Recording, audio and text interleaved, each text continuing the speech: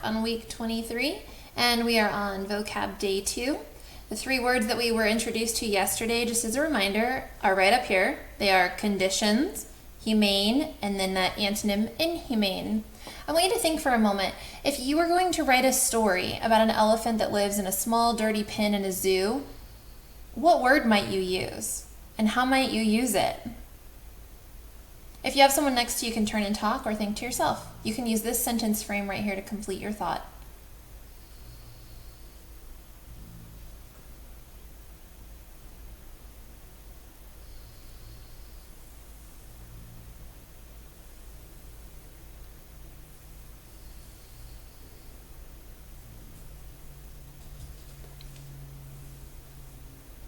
All right, with this example, it's interesting because really you could have used any of these 3 words, right?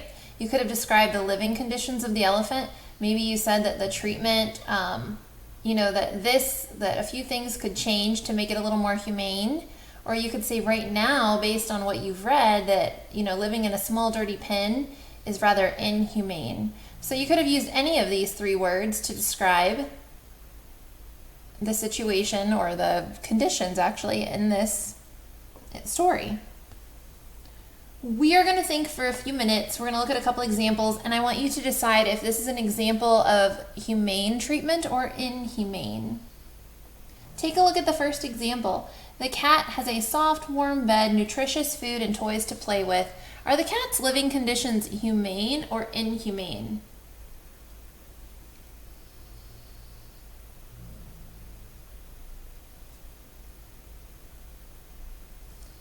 Right, I think we can all agree that with that nice, comfy, soft bed we see pictured here, all the nutritious food and all the toys the cat would want, these are definitely examples of humane living conditions. Let's look at this example. At school, the classroom is warm in the winter and cool in the summer. The teacher is kind to the students and the students are nice to each other. There is a lunch break and recess break every day. Are the conditions at the school humane or inhumane?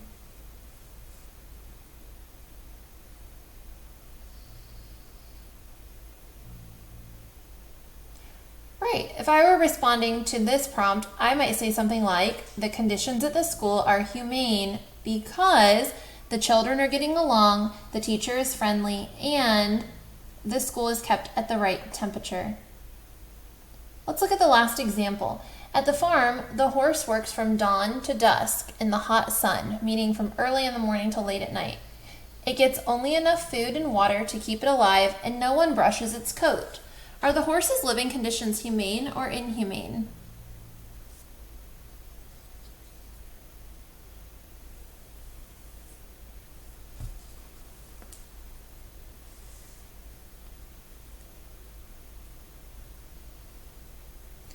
Right, I think that we can agree that in this example, the conditions that are described, although I know horses like to be outside, the way that they've described it though, being stuck in that hot sun all day with just enough food and water to really get by, and then no one's really brushing its coat, kind of leads me to believe that the horse's living and working conditions are inhumane.